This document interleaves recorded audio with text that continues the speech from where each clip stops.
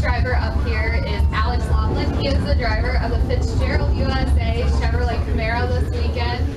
Alex, last year you won here at this facility, and it appears to be a very emotional victory, hard fought. What about that win set it apart from all your other ones? The emotional part, that's just me. I'm just a crybaby. And so whenever we succeed like that, you know, we work so hard for all of this, you know, and to make it to the winner's circle just really puts it all together. And, you know, especially on Father's Day, it was really cool. You know, my dad was here and he goes to all the races with us and everything. He works on the car, he builds the transmissions and whatnot. He loves all of this just as much as I do.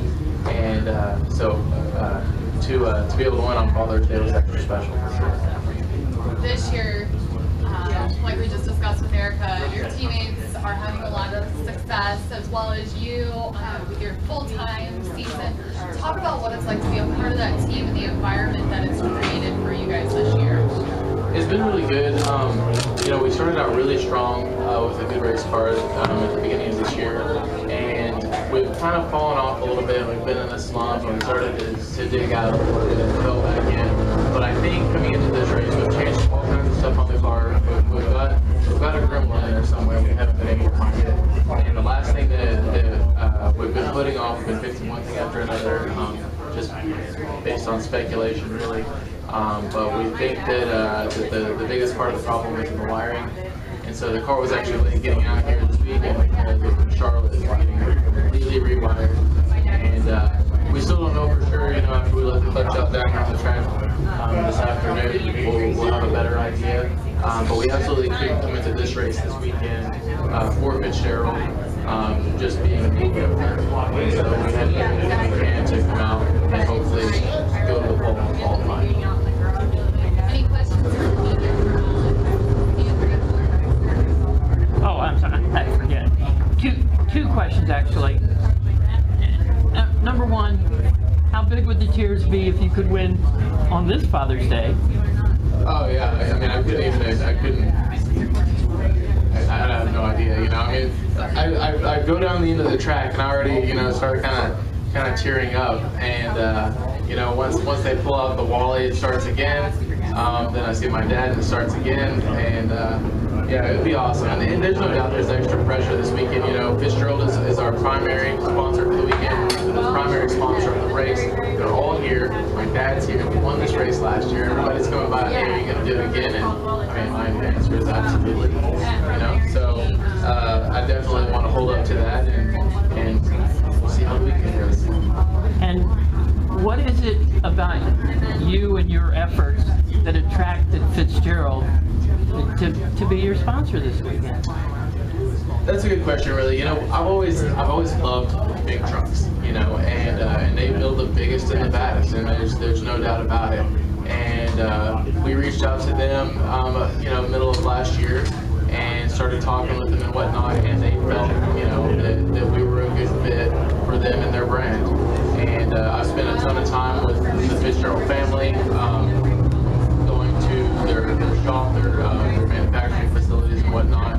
You know, they built us the truck for the TV show and for us to haul our rig or our trailer around all year.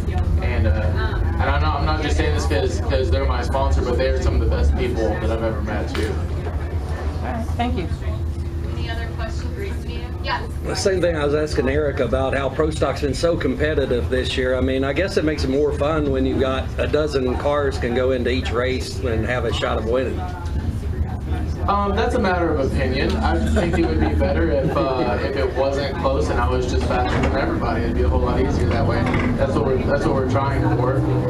But yeah, driving these cars, you know, I started in the carburetor days. I only made, I think, 7 races with that car, but they were a lot easier to drive. Burnouts were easier, backing up was easier, everything about it was easier. And now, when you ship these things, you have such a tiny window of getting it into gear in time. If you're short, if you short shift, it's going to hurt it. If you hit the rev limiter, it's really going to hurt it.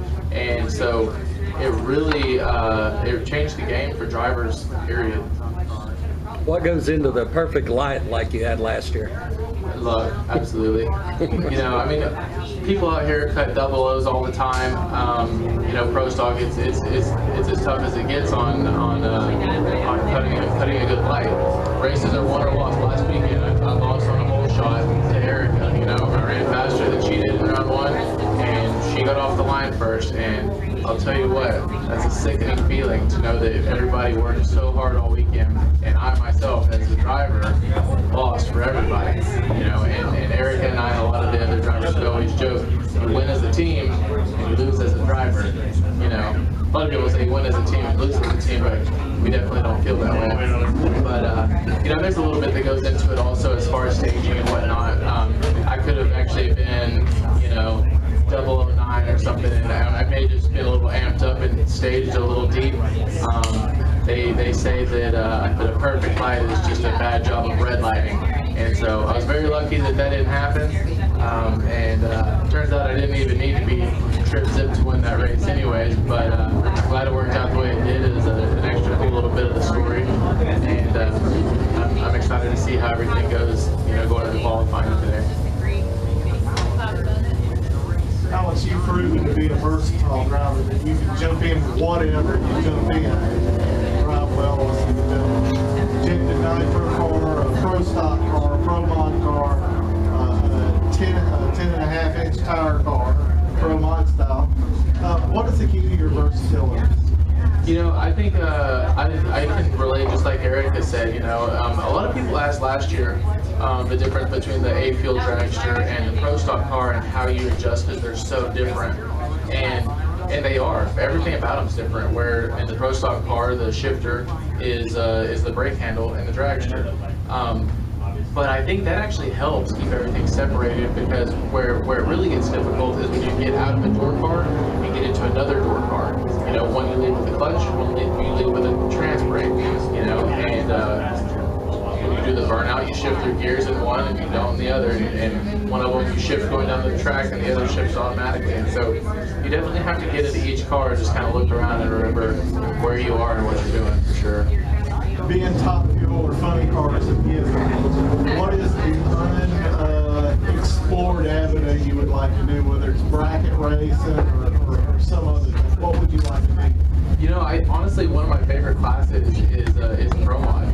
You know, and a lot of people last year also asked, what do you like more, the dragster or the Pro Stock car? And I say I like driving the Pro Stock car, but I like the speed of the dragster.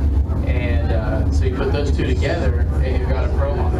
And so I think next year we're going to try to get a car built and come out and run some Pro Mod races as well as Pro Stock. What about bracket racing? Where would you rank right there? You got to go trip, zip, and play good.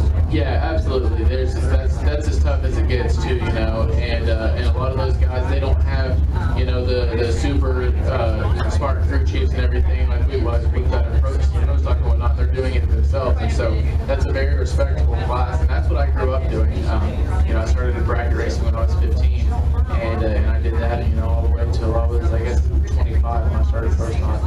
One last question. Nitro being a given, which would it be, funny car or top fuel?